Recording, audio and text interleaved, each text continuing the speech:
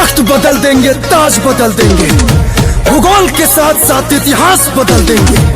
रोक देंगे सिंध का पानी, त्राही त्राही मच जाएगा। लाहौर में गुजेगा वंदे मातरम, कराची जय हिंद चिल्लाएगा। मोहल्लत मिले अगर 2 घंटे की, पाकिस्तान खत्म हो जाएगा।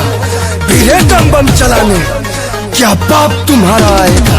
हाय पाकिस्तान, ये कान खोलकर सुन ले, अब की जंग छुड़ी तो नामो निशान नहीं होगा।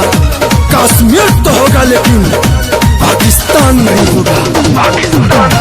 आग जो बुझा सके वो दम है सिर्फ पानी में, आग जो बुझा सके वो दम है सिर्फ पानी में। और हिंदुस्तान को झुका दे वो दम कहाँ पाकिस्तानी में। तहारा है पाक, तेरा ख्वाब नजारा ही रहेगा। तू किस्मत का मारा है, मारा ही रहेगा।